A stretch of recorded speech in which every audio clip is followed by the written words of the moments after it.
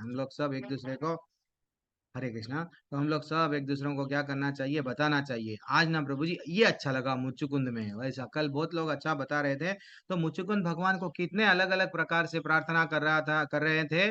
वो बोल रहे थे, मैं कई युद्ध जीता, हाँ कई युद्ध हार भी गया, जब भी जीत के आता था मेरे रानियों के ये मेरे को आदर सत्कार करते थे, और मैं रानियों का दास बन के उनके साथ में एंजॉय लाइफ गंवा दिया, लेकिन मैं आपको नहीं समझ गया। और क्या बोल रहे हैं, ऐसा कौन मूर्ख होगा जो आपको प्रसन्न करने के उपरांत आपके, हाँ आपसे कोई वस्तु की को मांगता है। अरे भाई वो मूर्ख ही है जो भगवान को, राजा सामने है, राजा को हम क्या मांग रहे हैं, जेल में से निकालो नहीं मांग रहे हैं, सिर्फ क्या मांग रहे हैं, बस एसी दे दो, टीवी दे दो, ये दे दो, सोफा दे दो, बंगला दे दो। यस, तो ये मूर्ख है। हाँ, भौतिक स्तर पर हो अथवा आध्यात्मिक स्तर पर सबको आपके चरणों का आश्रय लेना पड़ता। क्या बोल रहे हैं, फाइनल कंक्लूजन वो बोल दिए, चाहे हम लोग भगवत धाम भी चले गए, हम ये लॉजिक गलत है जो निर्विशेषवादी बोलते हैं, एकाकार भगवान से एक हो जाएंगे, नहीं है ये सब। हम भगवान के दास है, वहां पे भी भगवान के चरणों की सेवा ही करना है, यहाँ पे भी भगवान की सेवा ही करना है। ये मुचुकुंद का हम लोग कल थोड़ा सा देखे। और क्या बोल रहे हैं, अनेक अनेक जन्मों से ये भौतिक, भौतिक जगत के क्या बोल रहे हैं, यस पीड़ा में मैं थक गया हूँ। यहाँ पे इतनी पीड़ा है, मैं मान रहा नहीं हूँ, मेरे को अब इकोनॉमिक डेवलपमेंट में जाना है, बड़ा घर बनाना है, बड़ी कार में जाना है, देन वो सब बेकार है। एक्चुअली आचार्य वो मुचकुंद बोल रहे हैं, वही भी मैं थक गया हूँ, अभी मैं आपके पास में आ गया हूँ। आप प्रत्येक जीव के परमात्मा हैं, आप सब कुछ समझ सकते हैं।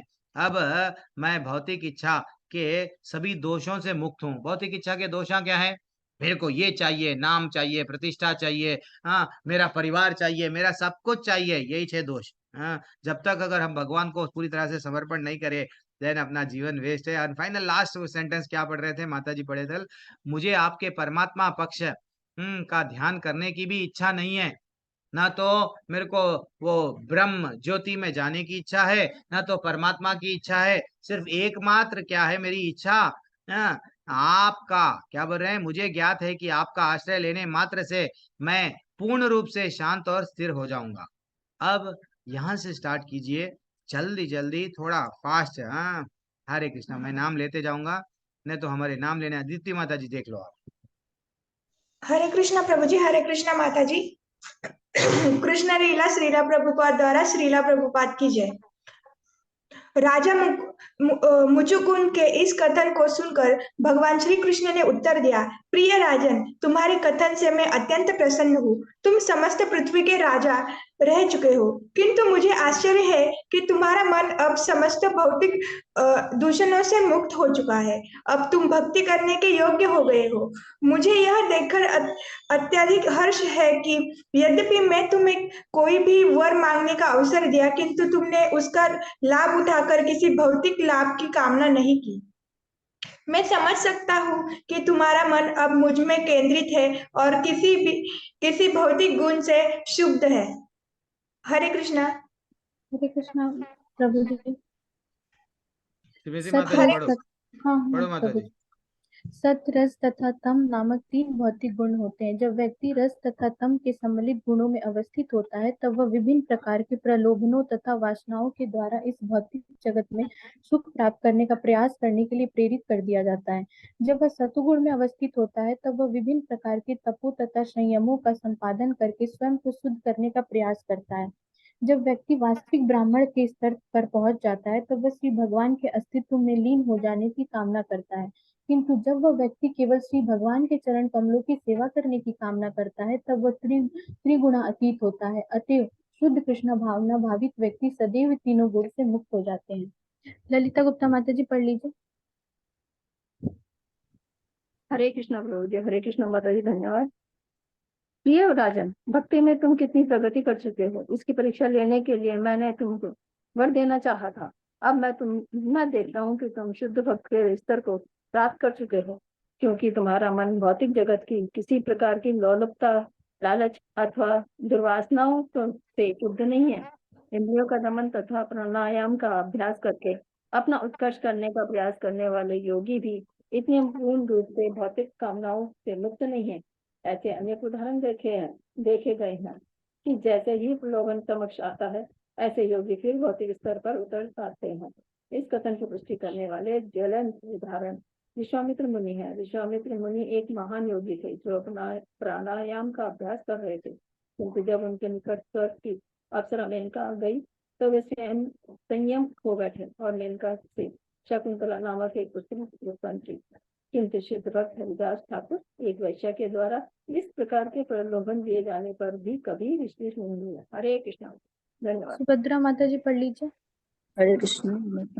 भगवान कृष्ण ने आगे कहा, प्रिय राजन, इसलिए मैं तुमको यह विशेष वरदान देता हूँ कि तुम सदैव मेरे विषय में चिंतन करोगे। इस प्रकार तुम त्रिगुणों से दूषित हुए बिना भौतिक जगत में मुक्त रूप से विचरण करने में समर्थ होगे। भगवान का यह कथन इस बात की पुष्टि करता है कि गुरु के निर्देशन में भगवान की दिव्य प्रेमा भक्ति में संलग्न कृष्ण भावनामृत में यथार्थता स्थित भक्त कभी भी प्रकृति के गुणों के दूषणों से प्रभावित नहीं होता है। भगवान ने कहा, प्रिय राजन, एक क्षत्रिय होने के कारण तुमने पशुवध का अपराध किया है। तुमने आखेट करते हुए तथा राजनीतिक संग्रामों में यह अपराध किया है। शुद्धिकरण के लिए स्वयं को भक्ति योग के अभ्यास में संलग्न करो तथा अपना मन सदैव मुझ में लीन रखा करो। शीघ्र ही तुम्हें इन पापों के फलों से मुक्ति मिल जाएगी। इस कथन से ऐसा प्रतीत होता है कि यद्यपि क्षत्रियों को शिकार के समय पशुवध करने की अनुमति है, तथापि वे अन्य पापों के दूषणों से मुक्त नहीं होते हैं। अतः किसी के क्षत्रिय, वैश्य अथवा ब्राह्मण होने से कोई अंतर नहीं पड़ता है। जीवन के अंत में सभी को संन्यास लेना चाहिए। सभी को पूर्ण रूप से स्वयं को भगवान की सेवा में संलग्न कर देना चाहिए और इस प्रकार पूर्व जन्म के पापों से मुक्ति प्राप्त करनी चाहिए। श्रीदेवी माता जी पढ़ लीजिए। जी माता जी। तदंतर से भगवान ने राजा मुचुकुंद को आश्वासन दिलाया, अपने अगले जन्म में तुम एक श्रेष्ठ वैष्णव के रूप में जन्म लोगे जो कि ब्राह्मणों में सर्वोत्तम होते हैं। उस जन्म में मेरी दिव्य सेवा में संलग्न रहना ही तुम्हारा एकमात्र प्रयोजन होगा। वैष्णव प्रथम श्रेणी का ब्राह्मण होता है, क्योंकि जिसने एक प्रामाणिक ब्राह्मण के गुण प्राप्त नहीं किए हैं वह वैष्णव के स्तर को नहीं प्राप्त कर सकता। जब कोई वैष्णव स्तर को प्राप्त कर लेता है तो वह पूर्णतः समस्त जीवों के कल्याण में संलग्न हो जाता है। कृष्ण भावनामृत का प्रचार ही समस्त जीवों का परम कल्याण करना है। यहाँ पर कहा गया है कि जिन पर श्री भगवान का विशेष अनुग्रह होता है वे पूर्ण रूप से कृष्ण भक्त बन सकते हैं और वैष्णव दर्शन का प्रचार करने में संलग्न हो सकते हैं। इस प्रकार लीला पुरुषोत्तम भगवान श्री कृष्ण के अंतर्गत मुचुकुंद की मुक्ति नामक 91वें अध्याय के भक्ति वेदांत तात्पर्य पूर्ण हुए। हरि बोल। हरी बोल, हरी बोल, हरी बोल। Very excellent. भगवान का वर भी कितना अच्छा है। देखो माता जी, प्रभु जी, कल और आज में कितना डेप्थ में जब भगवान बोलना आरंभ करे, हम लोग वो भगवान का टेक अवे क्या देखना है। भगवान देखो हम में क्या चाह रहे हैं, व्हाट ही इज एक्सपेक्टिंग। भगवान हमको क्या बताना चाह रहे हैं, थोड़ा हम लोग वहां पे जाएंगे। राजा मुचुकुंद के इस कथन के अनुसार जैसे ही भगवान को ग्लोरीफाई करे, हम लोग भी भगवान को बोलना चाहिए, बातें करना चाहिए। भगवान को भी अच्छा सा स्माइल, यस, भगवान भी मुस्कुराते हैं, अच्छा मेरे बारे में बोल रहा है क्या। तो अब भगवान क्या बोल रहे हैं, देखो, हे प्रिय राजन, तुम्हारा कथन यानी तुम्हारे जो भी बातें मैं अभी तक जो करे ना, तुम राजा रह के अपने आप को ये जो बोले ना, मेरे को अत्यंत प्रसन्न हुआ। हाँ, अब मैं प्रसन्नता के कारण क्या क्या बोल रहे हैं भगवान, मैं देख लिया। क्या क्या देखे, तुम्हारा मन समस्त भौतिक दोषों से मुक्त है। मेरे को ये चाहिए वो चाहिए कुछ भी नहीं चाहिए, सिर्फ क्या चाहिए, तुम चाहिए। अब तुम भक्ति करने के योग्य हो गए हो। अब तक क्या था, मैं युद्ध लड़ूंगा, हाँ, देवताओं को हेल्प करूंगा, मेरा नाम होगा, मेरे कुल में सब लोग मेरी जय जयकार करेंगे। अब फाइनली तुम कंक्लूजन में आ गए, क्या, हरि चरण ही मेरे जीवन का लक्ष्य है। मैं समझ सकता हूं कि तुम्हारा मन मुझ में केंद्रित है, किसी भौतिक गुण से क्षुब्ध नहीं। जैसा सतोगुण, रजोगुण, तमोगुण, सतोगुण वाले पुण्य कमाएंगे, स्वर्ग जाएंगे। रजोगुण वाले पैसा कमाएंगे, नाम कमाएंगे। तमोगुण वाले एंजॉय करेंगे लाइफ, कल का किसने देखा, आज तो एंजॉय करेंगे। तो ये सबसे ऊपर हो गया। हाँ, मैं देख लिया, अब आप गुणों के ऊपर आए। जनरली सतोगुण में जो लोग रहते हैं ना माता जी, प्रभु जी, वो बता रहे हैं यहाँ पे, हम लोग जो 17वें अध्याय में 14वें अध्याय में भगवत गीता में पढ़े हैं, गुणों के बारे में डेप्थ में पढ़ते हैं, वहां पे हम लोगों को बताया गया कि भैया गुणों गुणातीत बनना है, यानी गुणों के ऊपर आना है। ये नहीं कि मैं स्वर्ग जाऊंगा, अच्छे कर्म करूंगा, बड़े बड़े हॉस्पिटल खोलूंगा, हाँ, नहीं तो बड़े बड़े अनाथ आश्रम, वृद्धाश्रम खोलूंगा। ये जीवन का लक्ष्य नहीं है। वृद्धाश्रम खोलना है खोलो, लेकिन वृद्ध लोगों को ये बोलो प्रसाद दो, प्रसाद का वितरण करो, भगवान के बारे में बोलो। भाई अंत काल आ गया है, ये एज में बच्चे सब आपको छोड़ दिए हैं, वृद्धाश्रम में आ गए हैं, अब तो हरि का नाम लो। ये रियल ज्ञान है। हाँ, दिस इज व्हाट। अब हम भक्ति से जब जुड़ जाते हैं, किंतु जब व्यक्ति केवल क्या बोल रहे हैं, अगर सिर्फ मोक्ष प्राप्त करना है, ये जीवन का लक्ष्य नहीं है। जीवन का लक्ष्य क्या होना चाहिए?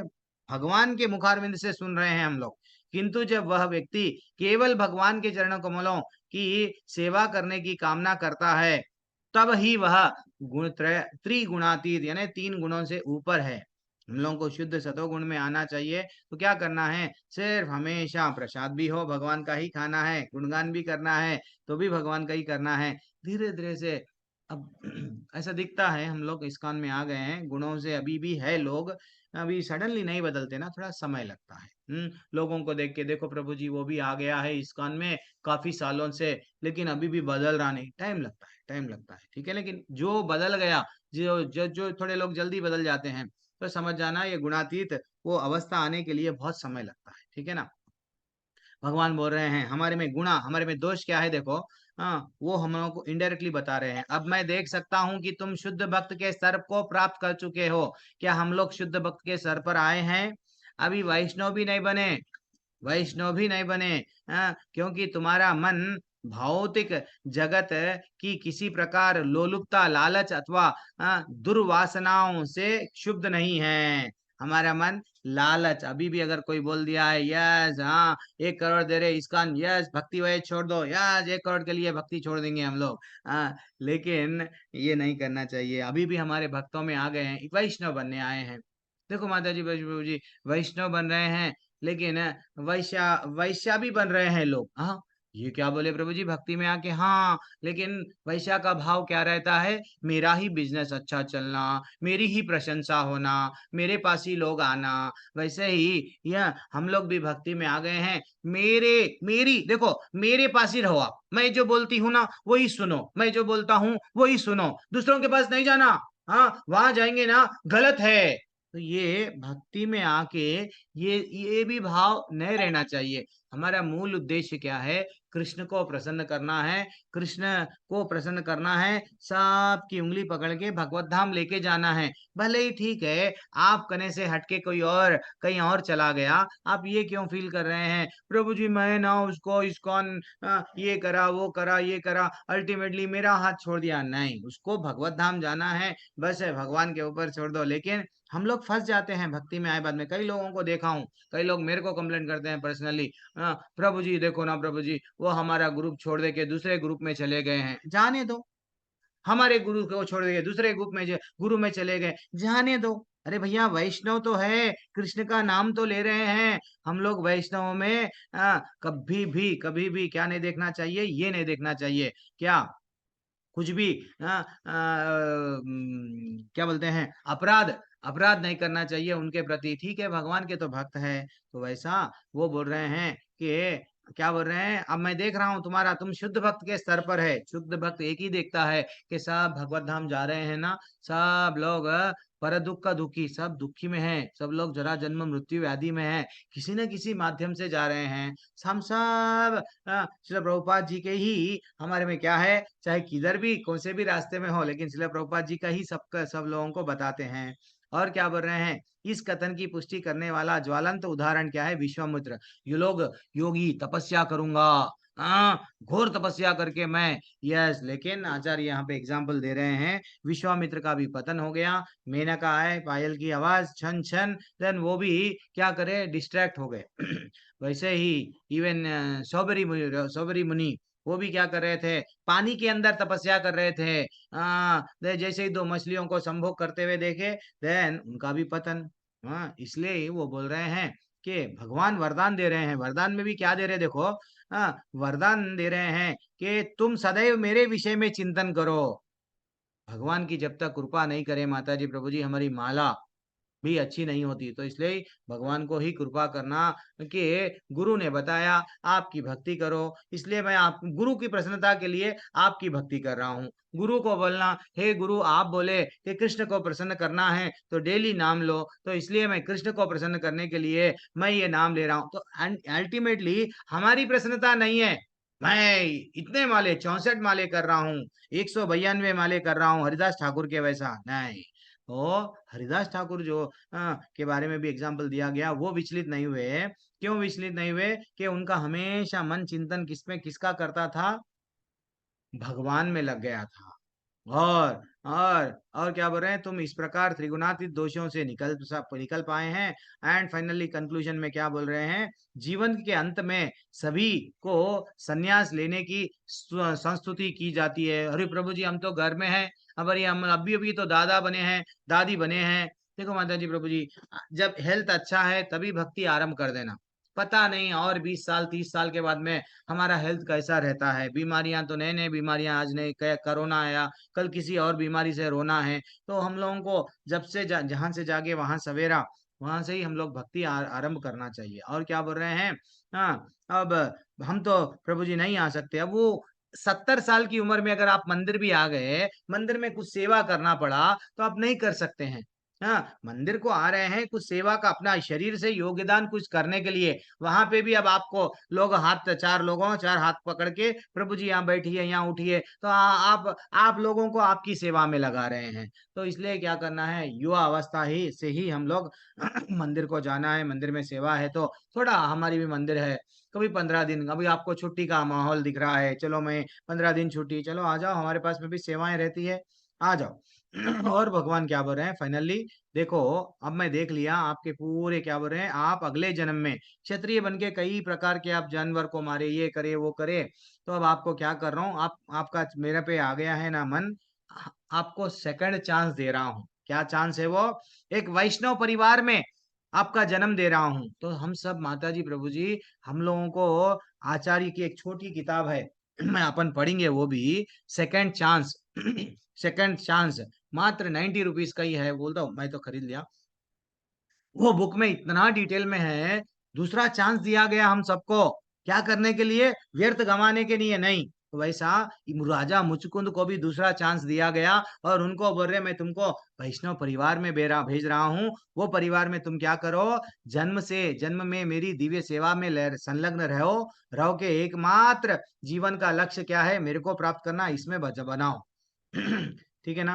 और क्या बोल रहे हैं, यहाँ पर कहा गया है कि भगवान विशेष अनुग्रह होता है, वे पूर्ण, सॉरी मैं समय बीत रहा है। ओके, हरे कृष्णा। तो हम लोगों को भगवान का प्रचार में रहना है। तो हमारे मैं ये रिकॉर्डिंग को यहाँ पे रोक रहा हूँ।